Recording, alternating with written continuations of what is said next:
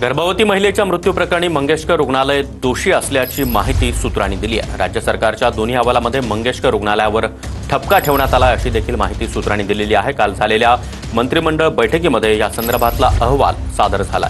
या संदर्भात अधिक माहिती देण्यासाठी आमचे प्रतिनिधी प्रदीप कापसे आपल्यासोबत आहेत। प्रदीप, मंगेशकर रुग्णालय दोषी असल्याची माहिती सूत्रांनी दिली आहे। सगळं अगदी बरोबर आहे। तर आपल्याला माहिती आहे की राज्याच्या आरोग्य उपसंचालकांच्या अध्यक्षतेखाली जी समिती नेमण्यात आलेली होती त्या समितीनं प्राथमिक राज्य महिला आयोगासमोर जो अहवाल सादर झाला त्याच्यामध्ये रुग्णालयावरती ठपका ठेवण्यात आलेला होता की या महिलेच्या मृत्यू प्रकरणामध्ये मंगेशकर रुग्णालय जे आहे ते दोषी आहे। मात्र दुसऱ्या बाजूला मुख्यमंत्र्यांनी घोषणा करून सहधर्मादाय आयुक्तांच्या अध्यक्षतेखाली जे 5 जणांची समिती नेमलेली होती त्या समितीचं मंगळवारी पहाटे 5 वाजेपर्यंत काम सुरू होतं।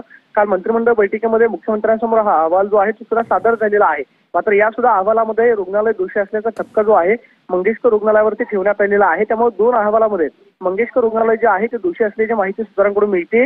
त्यामुळे मंगेशकर रुग्णालयावरती राज्याच्या आरोग्य विभागाकडून कारवाई जी आहे ती होण्याची शक्यता नाकारता येत नाही। मात्र आता मुख्यमंत्र्यांकडून मंगेशकर रुग्णालयावरती नक्की कारवाईचे काय निर्देश दिले जातात हे फार महत्त्वाचं असणार आहे। मात्र ज्या 2 समित्या नेमण्यात आलेल्या होत्या त्या समितीचा अहवाल जो आहे तो खरं तर मुख्यमंत्र्यांकडे सुपूर्द करण्यात आलेला आहे आणि अहवालामध्ये मंगेशकर रुग्णालयावरती ठपका ठेवण्यात आल्याची माहिती मिळते। दुसऱ्या बाजूला माता अन्वेषण मृत्यू समितीचा अहवाल जो आहे तो येणं बाकी आहे। तो कदाचित आजपर्यंत राज्य सरकारला सादर होईल। त्यानंतर या 3 अहवालाचा एकत्रित विचार करून राज्य सरकार नक्की काय कारवाई करते पाहणं महत्त्वाचं आहे। नक्कीच प्रदीप, धन्यवाद या माहितीसाठी।